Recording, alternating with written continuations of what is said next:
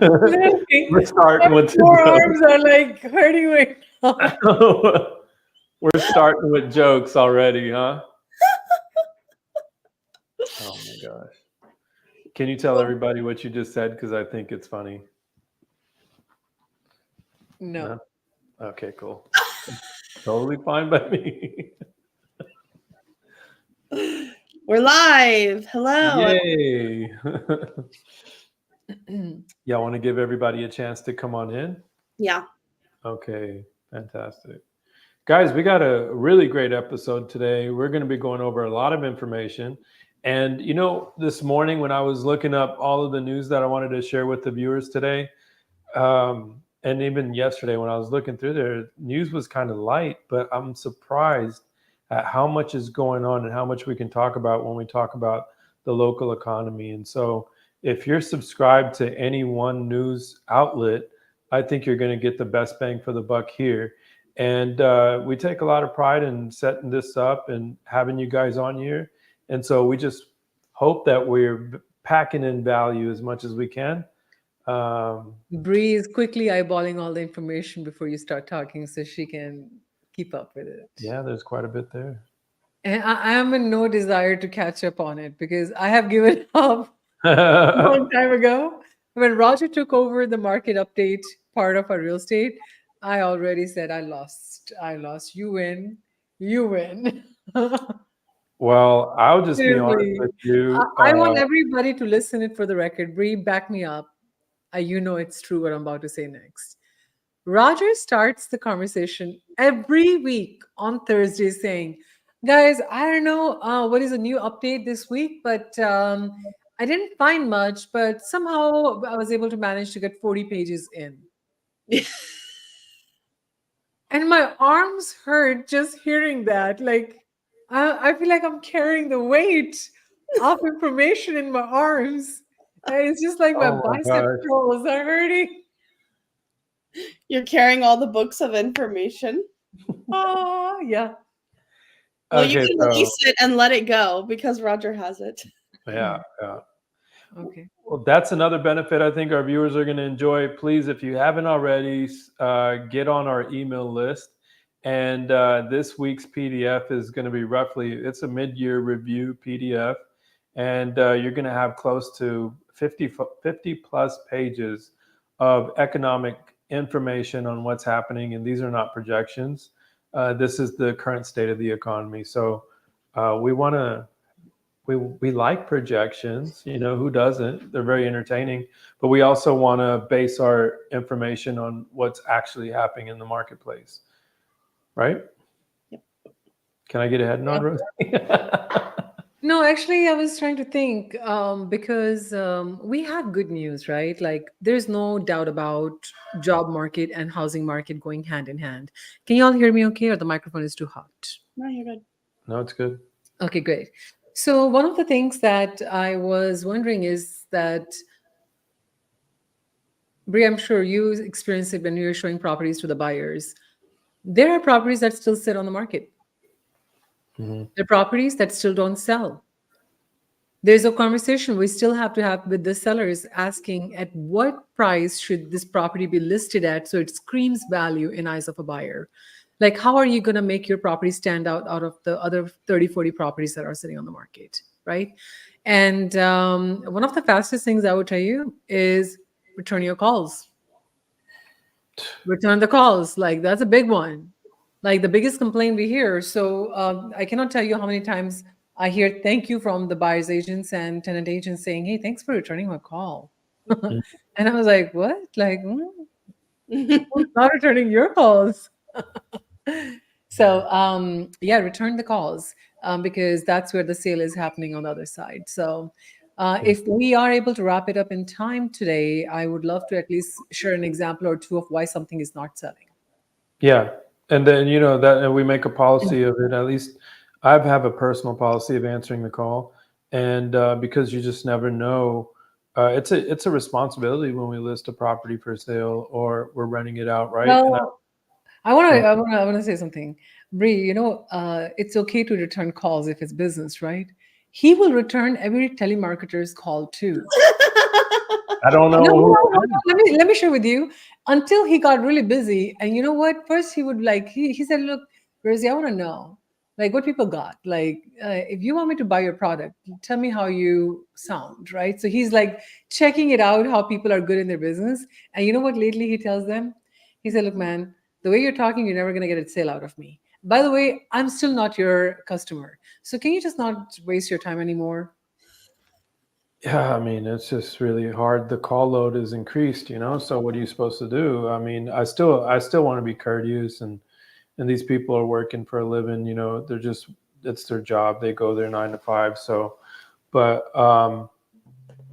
switching the topics for a second, Rosie, Bree, I'd love to ask y'all what does it mean for you guys to do the market update, and why should somebody be watching our show? Well, how about this? The whole reason to do market update is so we are not making spam calls to other people to help them see value in us. Number one, like What? I feel like, honey, No, I didn't. It was a lot. okay. It was like, Brie, did you get it? You can break it down. Oh my God, both of you. I'm not going. Your turn. You answer it. Why is market update important? Okay, well, for me, market update is important. Wait, for me or for the clients? I don't okay. know. That's a whole other I don't question. know. Yeah. So no, Okay. how about both for you and the clients? Well, for both, here's the truth. For me and for Ro, it's great for us to understand what's truly going on in the market so that we can help educate and strategize with our clients on what their next step should be when it comes to buying or selling or investing. And for the clients, it's really nice if they have this data of what's going on in the market. It helps them to make the decisions on, is this the best time for me now?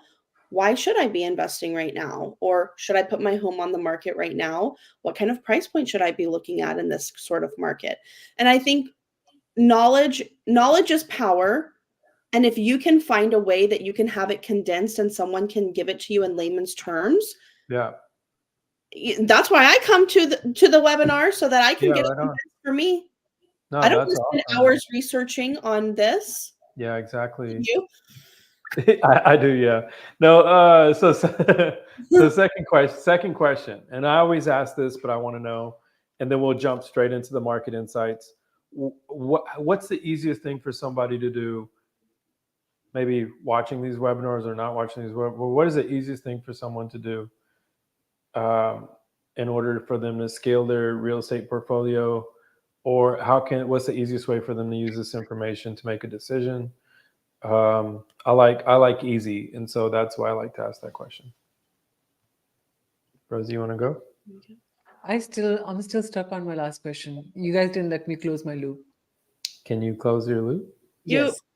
wait don't manipulate us, Rosie. You didn't let us go away, and now you're like, let me come back. Can I please come back? Close it. Close it, boo. Okay. All right. So the market update is important. Are you both listening? Yeah. Here. All of Present. you. Okay. Present. Yeah. So the market update is important because I refuse to make phone calls to people telling them how successful and how knowledgeable and how much of an expert I am and our team is. I feel like it's important to demonstrate success rather than tell people what we are.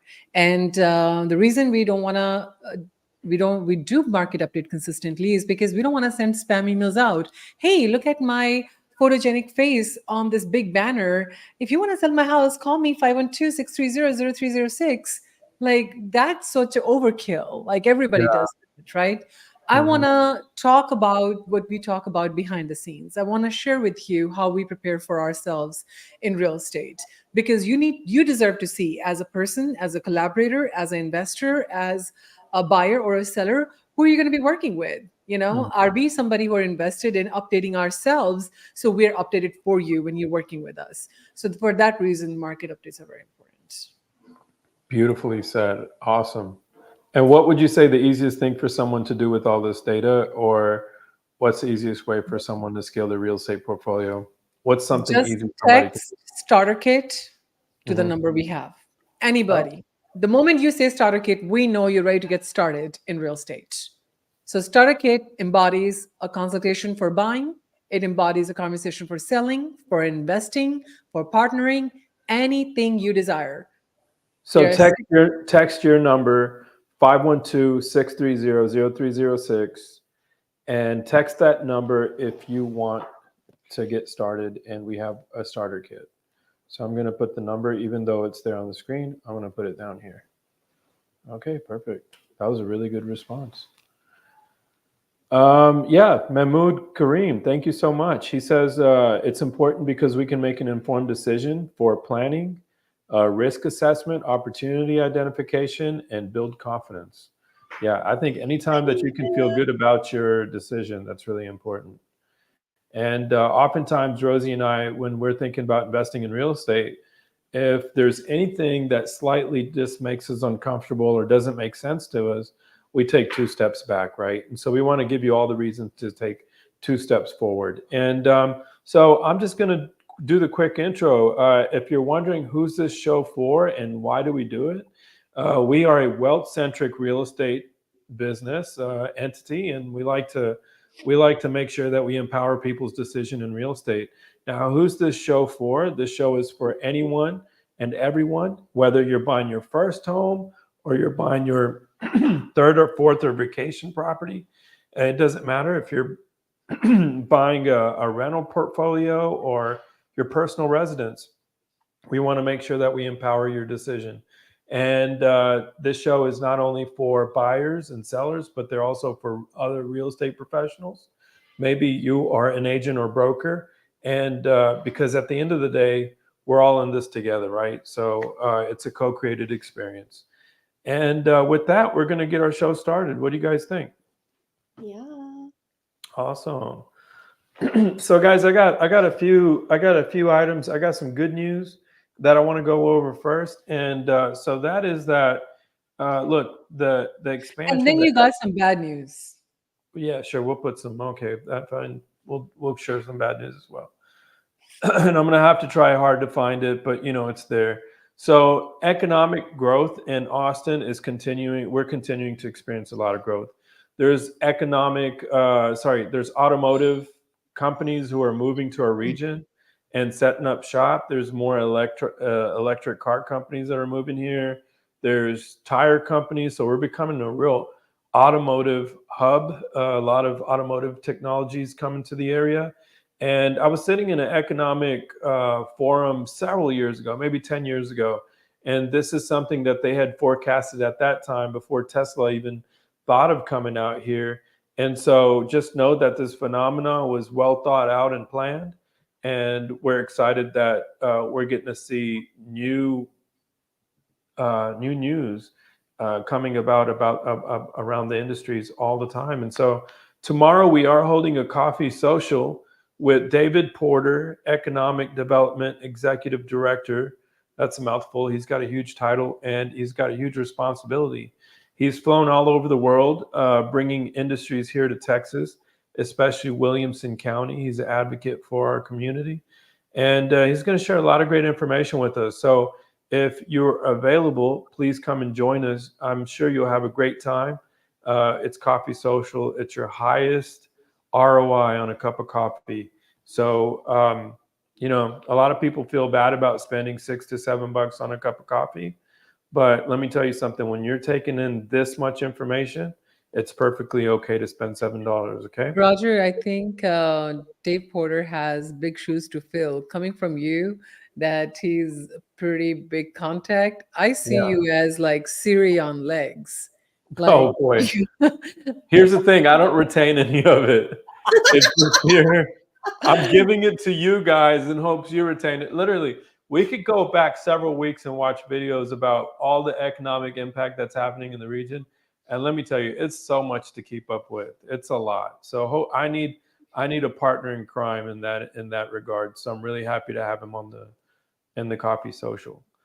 Now, guys, I'm gonna jump to population growth. And listen, I'm only covering Austin today because this is a lot of information.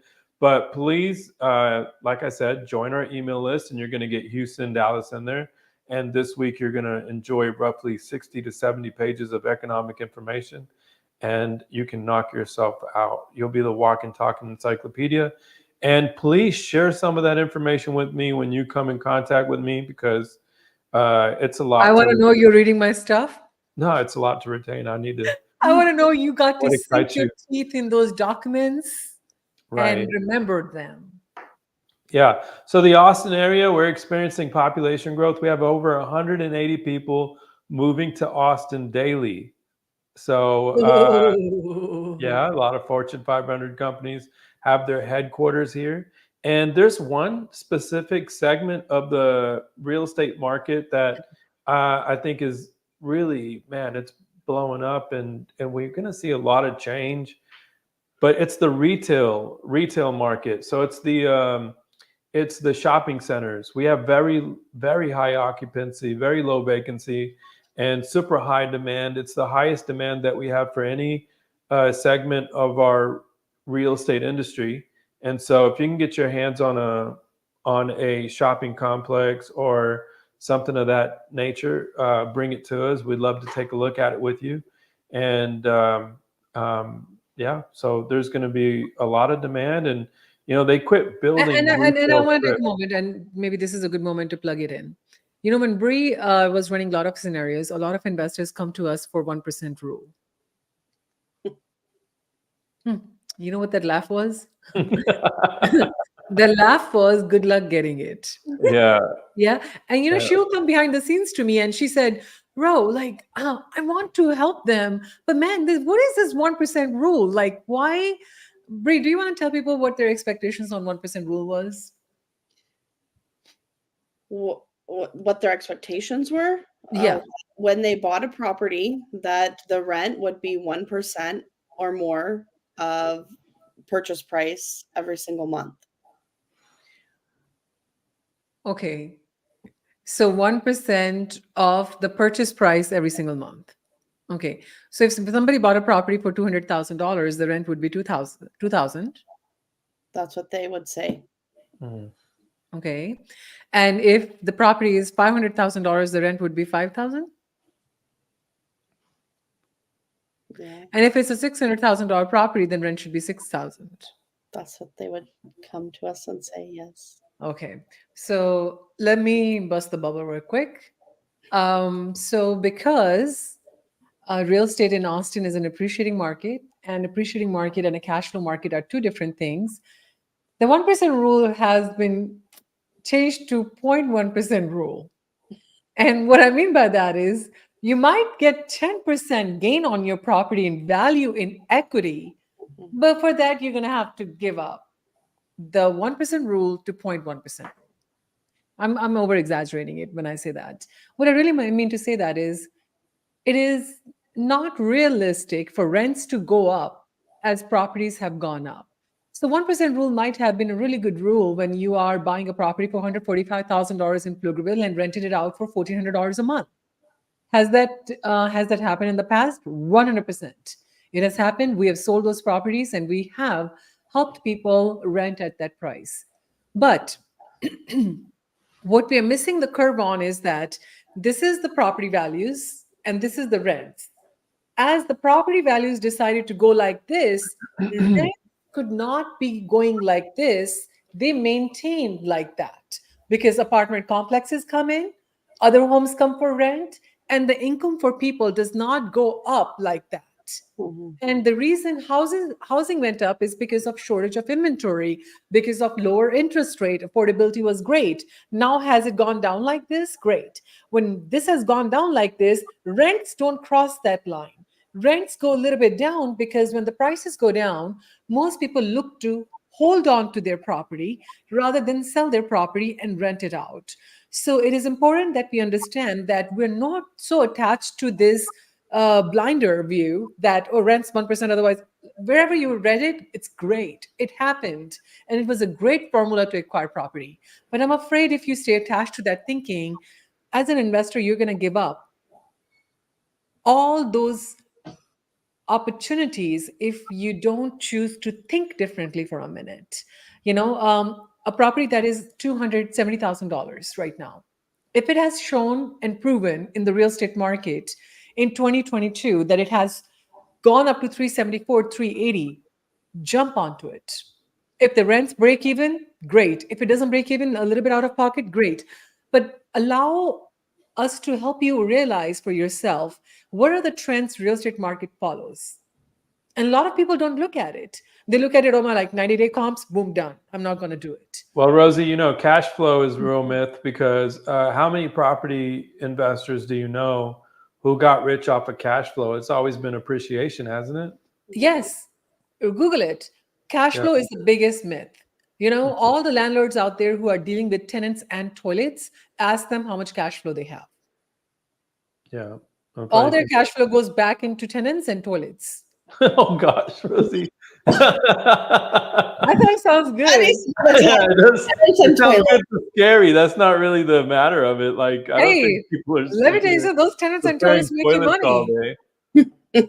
Oh, when do you think supply and demand will stabilize? Beth said 0. What do you forecast? Hey, Beth, listen, I want you to actually put it up there how much money appreciation has made you. Come on, girl. I know that 1031 exchange ain't just happening because you woke up in the morning. You are a savvy investor, and I know one when I see one. So, next comment, I'm looking forward to hearing that number. You don't have to disclose all the way. Just a little bit would be great. So I know Mahmoud is talking about, when does he expect to supply demand stabilizing? And I'm guessing that you're talking about the rental market. And so right now it's just a matter of the fact it's what's going on in the marketplace right now. We have a huge overbuild, a lot of supply, and in the market for multifamily. Right. And so we're seeing some projects stall, some developers change their minds on their projects. Like we saw the bowling alley, for example, and Highland, what's it called again, Bree? Highland Lanes. Highland Lanes. They were expected to build, 500 or plus apartment complex unit there. And they decided not to go through with their plan because, it's obvious now that there's a high vacancy rate.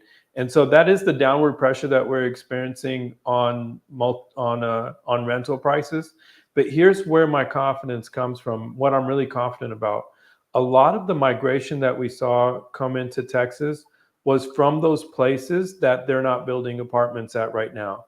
And you have to ask yourself, why were people moving from California to Texas for a lower cost of living, right? Well, these places like Orange County, San Jose, San Francisco, these are places with a negative supply overhang. There's less supply there. As a matter of fact, they're negative supply. So they weren't building up multi-unit families there. And so if we have our housing affordable for longer, we can continue seeing that in migration.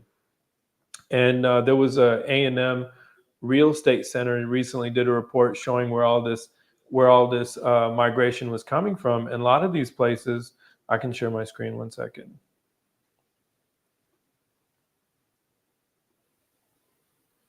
A lot of this migration is coming in from these areas. Like, for instance, Illinois is the place where we're getting our least move-ins from, right? But Chicago here, let me show you what Chicago looks like.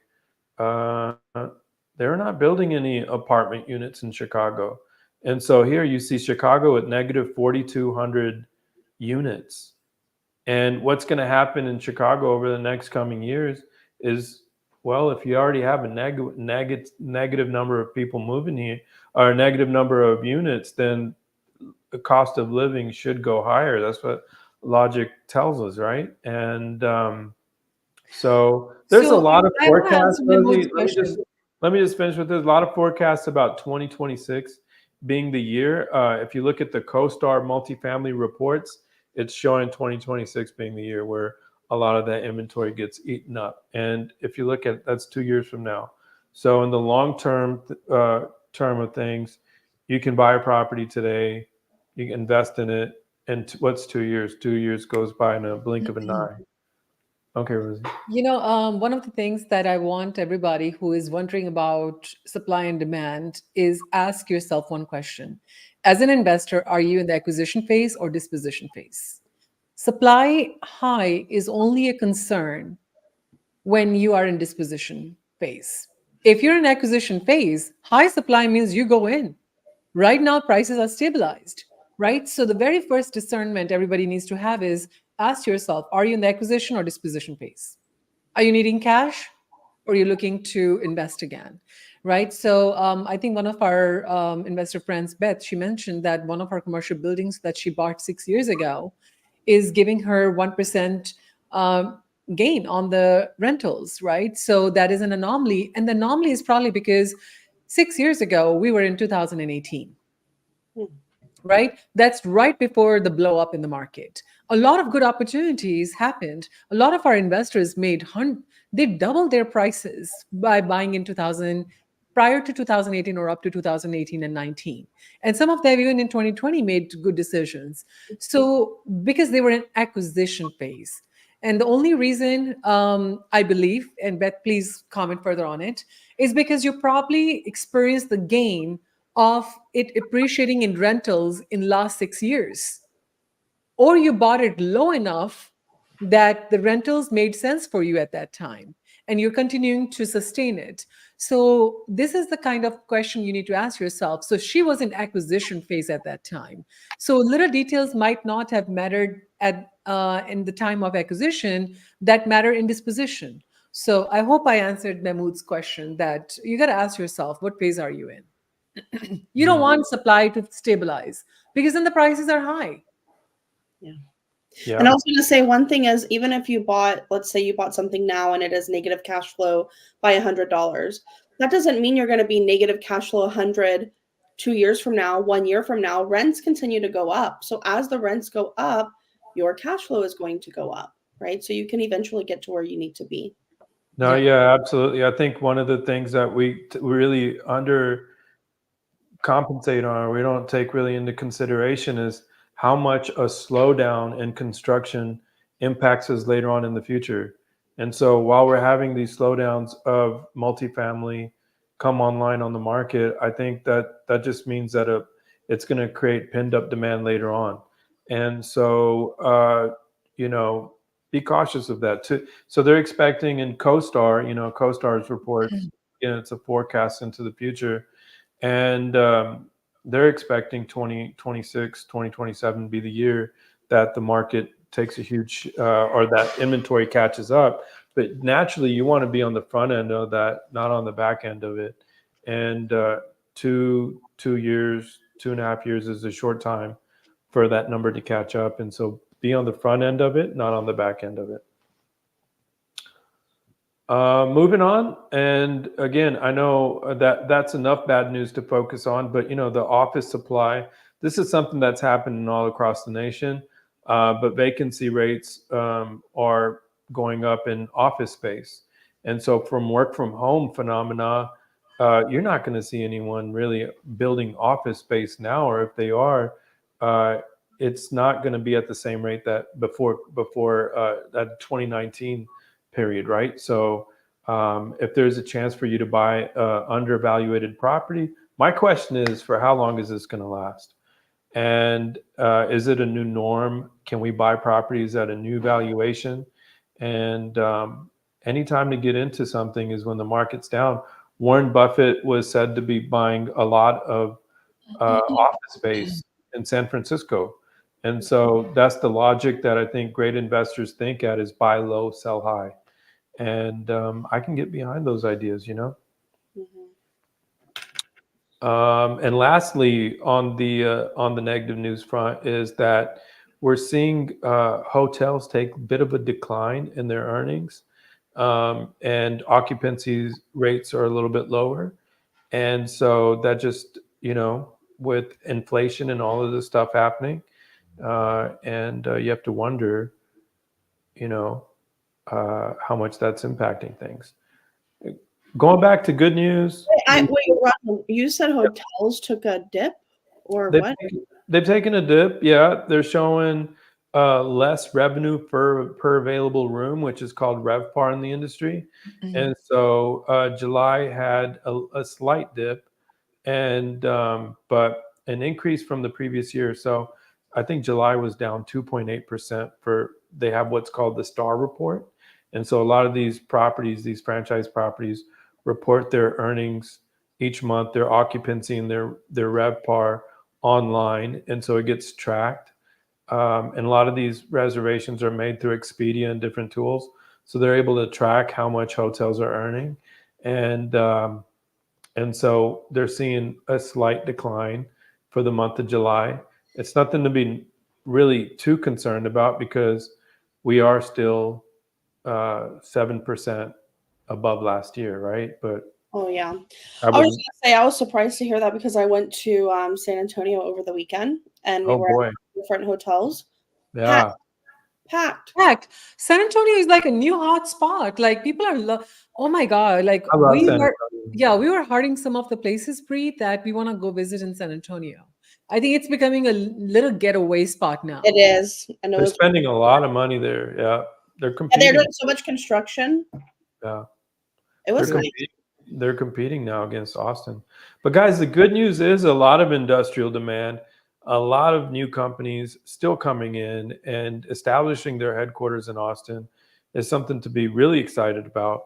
And tourism, South by Southwest, we still have that. The job market is still robust. It's above the national average. Yeah. Uh, I think our Austin labor market is at a 2.1 growth rate, and that's above the national average. And we have a highly educated workforce. UT continues to, attract a lot of talent. So specifically, we're seeing a lot of technology, a lot of defense spending. We recently got the $1 billion for defense programs. And guys, if you didn't know, and Beautiful. this is a huge number, Lockheed Martin employs currently 1,800 people in the Austin area, and one of their defense contracts is valued at $400 billion. And Say that again. 400 $400 billion, with a defense contract. substantial portion allocated to the Austin facility. Sometimes I wonder, where do they put $400 billion? Do they put it like in a bank or digital numbers? Digital. Yeah, it has to be digital, right? Like That's a cop out. Like, they went up to $200,000, $100,000. They have cash. After $1 million, it's all digital. Their printing cost goes away. Yep. Lot of military spending, guys, here in the area right now. BAE Systems, or I don't know, is this called BAE or BAE Systems? They're spending $600 million on armored vehicles for the U.S. military, and I want to talk about local impact of 150 million plus. Yeah. Yeah. I want to talk about the properties. In what condition are they selling? What condition they're not selling in today's market?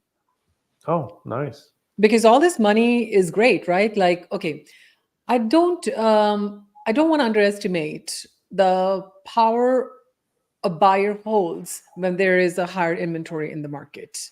Like I don't think we would ever say, Bree, that Austin market is gonna arrive at 9-10 month inventory, right? Because half the real estate gets sold off market. We don't even get to see it, right? Now, if it's not on the market, you don't get to account that for in the inventory. So today, let's together, and please know, I did not prepare for this. I did not plan it in ahead. I just literally grabbed one of the areas that we evaluated this past week. And I want everybody to explore with me now that how real estate gets impacted when more real estate comes on the market and how people stay blind to some of the very obvious things that are evident in the market. And this is something I would share with you. If I start writing a book on how to write CMAs, I'm afraid I'll write a book until the end of the lifetime. Because there's no rule. There's basic fundamentals, but there is an experiential knowledge that comes with looking at real estate in different scenarios, different neighborhoods, And Bree, like we have probably helped until today over 700 to 800 families easily. No, has any two transactions been the same? No. Even in the same neighborhood, even with the new builder, they're not the same. Same builder, two same buyers, same floor plans, still not the same transaction. Yeah. Because people are different. Real estate is people business. So if I have everybody's permission to do the magic, I'm ready. Yeah, let's hear it. All right. If you all are listening, give me thumbs up that you want to see this. Oh my gosh, I'm so evil. What? Rosie, I'm really glad you're going over this today. We had was talking to one of our people from Coffee Social today. They were asking about how we do stuff like this, and I was sharing with them that hey, CMAs are one thing that no two transactions are the same. So you can even do a CMA on something today, and 2 weeks later can be completely different numbers, depending on what comes. I will make it even easier for you, Bree. Forget 2 weeks. In 2 minutes. That's true. In Something 2 goes minutes, it will change. something goes pending. Yep. All right. So let me go ahead and present. Share screen. All right. With 2 monitors, share screen. Okay. Can you all see my screen? Yes. Yeah. All right. So this is a neighborhood in Pflugerville, Texas. I'm just going to quickly go to the map to kind of show you like this is not like out in a country rural area. I don't know how if I like the way this is looking because hold on, let me just make this a little bit smaller so I can show you. Okay, how about this? Can you all see it better? Yeah. So this is 130 Tollway. This is Pflugerville Parkway. I'm just going to zoom out a little bit. Pecan Street, one like I-35. So this is like very major original Pflugerville. So it's not Established, like yeah. this, yeah, very established, very original. On the other side of 30, this is where all the new Pflugerville was built and all the new neighborhoods are. So this is like prime, right? Now in this prime real estate, let me explain to you how things move. Oftentimes you will find houses that are sitting on the market under contract and closed, right? So whenever people bring in properties to invest in, they're like, Rosie, is this a good deal or not? People often look at active and sold and pending. But you know, there's one more thing I have looked at in the market since interest rates went up in 2022. Mm-hmm. How many are under contract? Under contract also tells you the speed at which the future inventory is going to be going under contract. At any time when I see a neighborhood where there's all active, all closed, no pending, what does that tell me? That nobody has recently spent money in that area.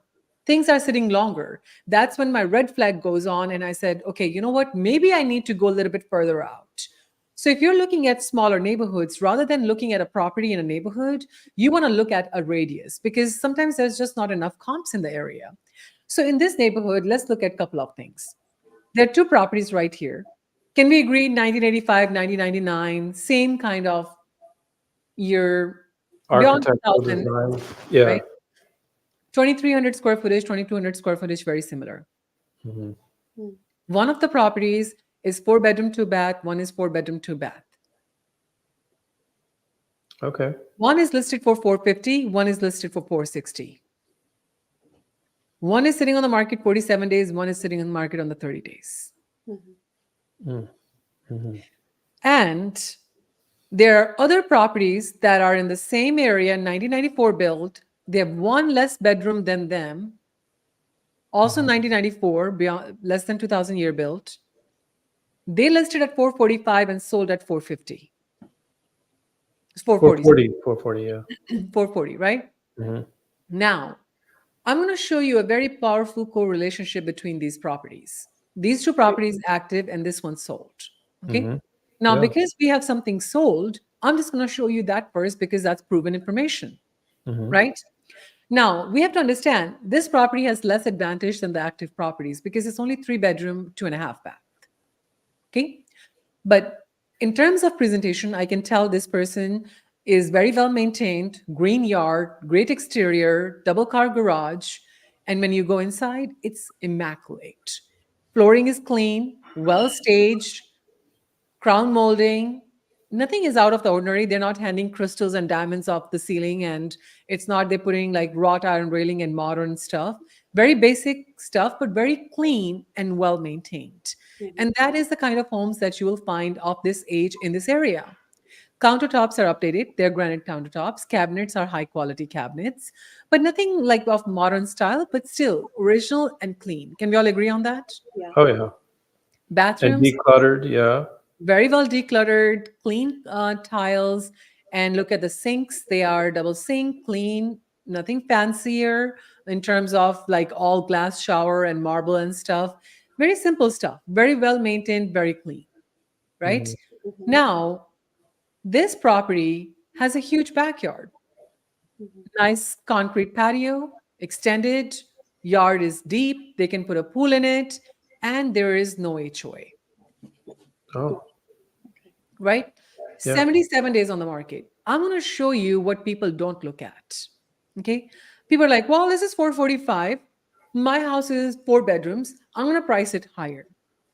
And I'm sorry, some brokers who out there who are not doing all the research, they make these mistakes too. Now, let me share with you what this is. 445 is the list price.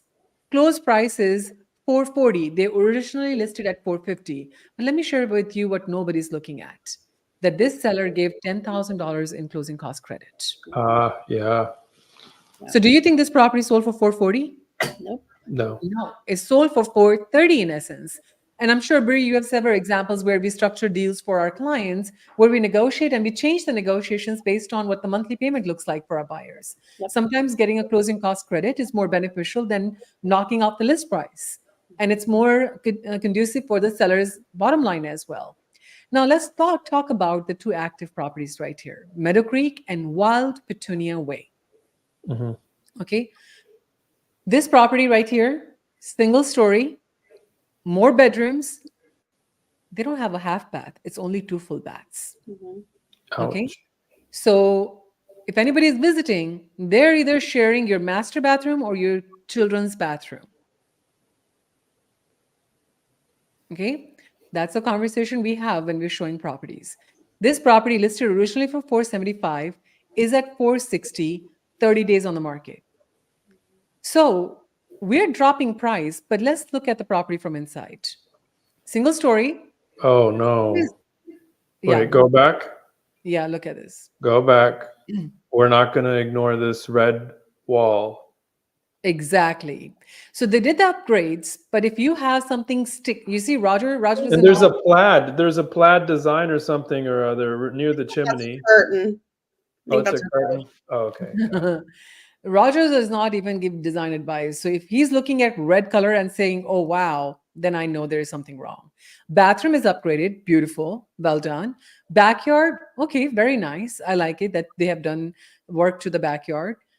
Oh, Here, it's Some empty. people cannot look past a paint a paint. There's so many clients that cannot look past paint. Or And I can carpet. tell you, huh? or carpet. Or carpet. And you know, I hear sellers saying all the time, well, I'm not going to go paint that. I'll just let them figure it out on their own and they can paint it whatever color they want to. Okay. I don't So recommend it. look at this. Oh, solar panels. You have to pay them. They won't pay There them. you go. Mm. They have solar panels on the property, right? Now, let me share with you.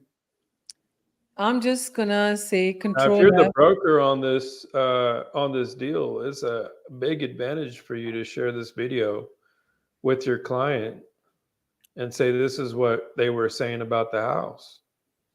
Yeah.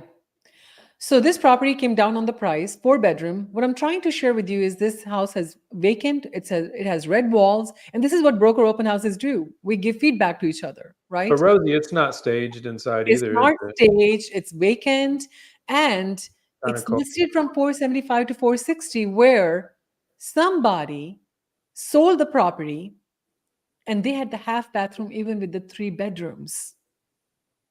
These Yeah. things need to be accommodated for. Rosie, And that barn door and all these little things, they might look good on pictures, but when you go to the property and you see it personally, it's sometimes not functioning correctly, or it's also doesn't look as attractive in person? Well, I'm going to show you the next big thing. You guys are ready for this? Mhm. So you saw this Petunia Way with red wall, not extra half bath, still sitting at 460. Let me tell you where it's sold for 250 at the smaller square footage, faster than them. 4 bedroom, 2 full bath, just like them, right? So 4 bedroom, 2 full bath.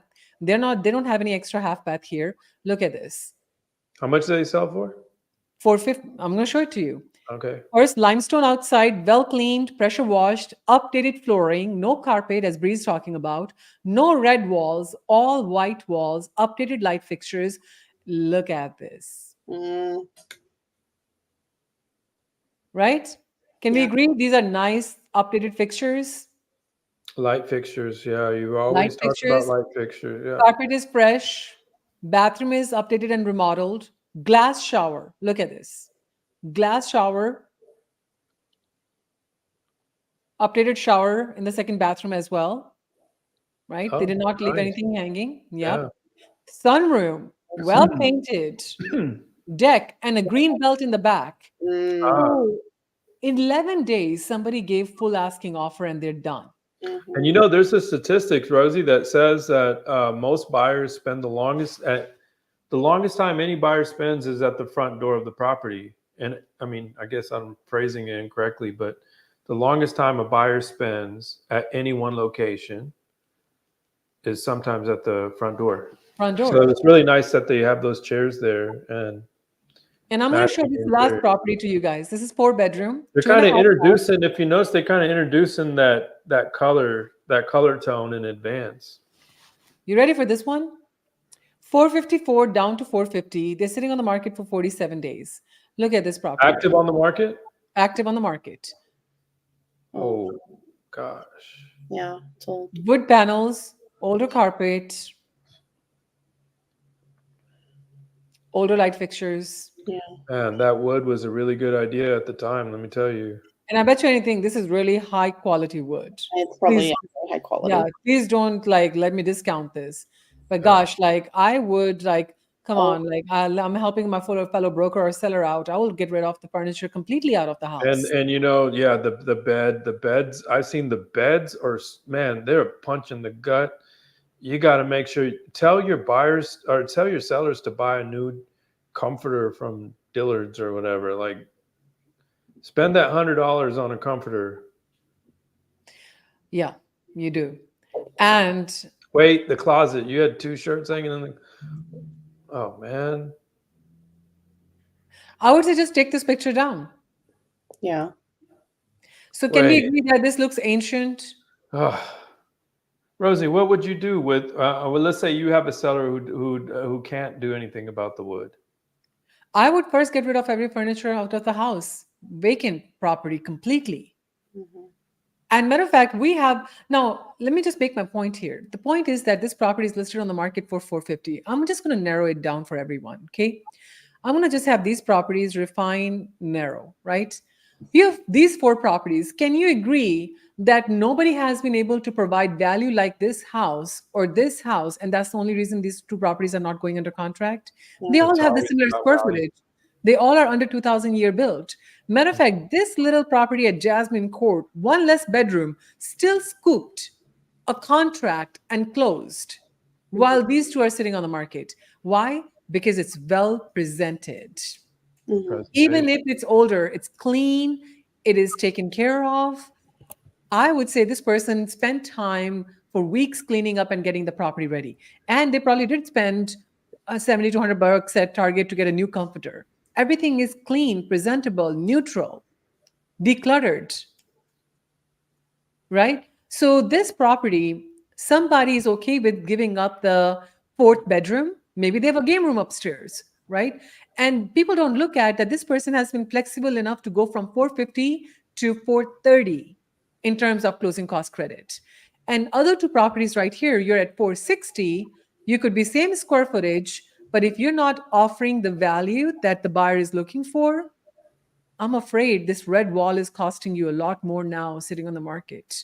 And Hey, every 460 to 430 just says, you know, what I hear you saying is, when I do hear you say that is, this is a market that you can negotiate in. Negotiate in, or paint your walls, stage the property, and retake the pictures and remarket the property. Do something. So I would say in this market, you got to have a very active communication with the sellers and the buyers. So this is the reason why something sits on the market and something moves. I think just to kind of wrap everybody up, if you're competing with this, you need to know what's missing for your property and how much money somebody is going to spend on their house to make theirs look like this. Yeah. Wow, look at the landscape. That's beautiful. So on that note, where are my faces? How was that? That was incredible. Yeah. Yeah. And solar panels are sometimes one of the biggest reasons why people cannot make price adjustment, because they're stuck making that payment. But we have been able to negotiate deals very creatively in the past where we can work around that. So you got to have out of the box thinking. And I think I made my point. Yeah, I think solar panels, what I'm seeing, is creating a lot of conflict for a lot of people right now. Yep. So much conflict. And I tell people about housing all the time when they're looking at properties to sell. I said, buyers don't know what it could be. They can only know what they can see. Beth has a question. Can Yeah. you explain closing cost credits? Closing cost credit basically means they paid for buyer's rate buy down, or they compensated the buyer for some repairs, or they applied that money towards their closing cost of escrow or lending closing cost. How they applied it, it's between the buyer and the lender. But that's the money seller gave up to the buyer. I think Mahmoud's saying, why don't they just say clearly state that the home sold for $430 instead? Because it's deal structuring. Deal structuring is, it gets complicated, right? Yeah, we as brokers, we're required to report the information exactly how it is. We And cannot. that's the price that's actually on the contract, and that's the Yeah. close price, right? Yeah, this is the information that Zillow doesn't give you. This is information Realtor.com doesn't give you, right? So, very good questions. I'm loving the questions here. So somebody says, okay, we explain the closing cost credit, right, Beth? The next is just curious as to why don't they clearly say that there is a 10K to 430K credit? Because Mahmoud, we are required to accurately disclose on how the contract was negotiated. There is not a box for us to say the net profit to the seller is like this. We have to break it down. That's why it's very important to see behind the scenes information, because that's where people make mistakes. They buy properties for what things were listed for, not what they were reduced for, what they were negotiated for, what the closing cost credit were for. They only look at what they're listed for, and that's where the biggest mistake is made. Now, John said if the buyer pays off the solar panel at the close, why is there so much angst over solar? Buyer doesn't pay the solar panels at close. Seller does. So Or seller, buyer is supposed to take over the payment. That's where the angst comes in, because Yeah. no buyer wants to spend $250 or $300 a month on solar panels. They think that if it's there whenever they buy it, that it should be gone and they shouldn't have any payment. It's Okay. it's the sticker shock, right? Yeah. 40K, 30K. And John- sometimes that's enough to not make the comps make sense, because there's other homes in the neighborhood that are selling for that 30K less or that 40K less. Yeah, John made a good point. He said, I meant seller. If seller pays off at here's the thing, John. Seller might not be willing to renegotiate because they're thinking they have to pay off that big old solar panel lien on the property. So they're in their heart stuck to list the property at a higher price and not negotiate. And Beth, you're 100% right. Return on solar panels is not a And good gosh, option. like how many sellers, Rosie, have you met with, or that you've heard stories about, where sellers are tied to a certain price because what it means to them? Yep. They get to pay off their credit cards. They're going to take the money and go on vacation. They got to buy a boat. So they usually have those funds allocated for before they even sell the property. So that's like, for instance, there's a seller, I remember meeting somebody that wanted to buy a dump truck and they wanted to take the proceeds, right? So like that, people have that money already allocated for. Yeah, I was trying to see if I can look at something else. Okay. But yeah, guys, like I don't know how to cut it, how to affect it. But man, like solar panels, unless you're owning the property for 15, 20 years, you really don't get to see the return on your solar panels, right? And a seller wants to keep the lien and slowly pay it off, but the end buyer, if they have traditional financing, they want to see a clean title. You can move it to Schedule C. Like, man, you got to have the right people having right conversations with the right vendors to make things work. Otherwise, things go very complicated. And not all brokers are creative. There's so many people out there who just would want to do black and white transaction. They're not willing to be creative and bring solutions to the table that don't exist otherwise. So I would say stay ahead of the game, look behind the curtain, open those closets up, figure out what's really going on, then make a decision. Because real estate, you make money when you buy. And you know, guys, I mentioned this at the beginning of the call. We are investment driven and highly focused. But what does that mean in essence? Is that we protect the equity for our clients. And so whether you have family who's looking to buy their personal residence or you're looking to make an actual investment in real estate, either way, we can help you. And you definitely want to, put us in contact with anyone who you love that's thinking about buying or selling real estate, because we can go to bat for them and we'll be looking at all these data points. Yeah. Well, yeah. I'm actually looking at the comps. I think that's my addiction. I don't look at them, but if I look at them, I just keep looking at them. So Rosie, how many minutes of value have we provided today? 56. Actually, you know what? Do you think this was valuable today? It was very valuable to me. I would love to hear from our friends. Friends, yeah. Yeah, give a heart. That was valuable. 56 minutes and 56 seconds. I was trying to run this clock. Today we delivered 56 minutes and 56 seconds of value conversation. And thank you so much for being here. Thank you for allowing us to be on our A game. And I really hope you got to walk away with a lot of confidence that you're in tune with the market, you understand what's happening, and you have right people in your corner to dissect scenarios for you. So just some logistics information for tomorrow if you're coming to Coffee Social. Guys, it's thank you, Abby. Thank you. It's at the Lone Star Room. This is the Courtyard Marriott next to the Whole Foods on 183 and 360. And so you're just going to walk into the lobby. It's right up ahead, and they might have a sign out there for you. But come on in. It's a beautiful room that we've set up, and there'll be a coffee that you can pick up there. But we would love to see you there, and it's our way of saying thank you to you. And so can't wait. All right. Oh, how do you get on the email list?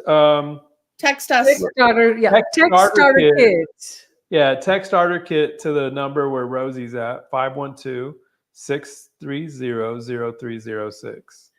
This is how you do. Text starter kit to any of our phone numbers and to get started. Yeah. Thank you, John. See you tomorrow. Thank you. See you guys tomorrow. And I look forward to being with y'all. Thank you. Bye-bye. Thanks. Bye.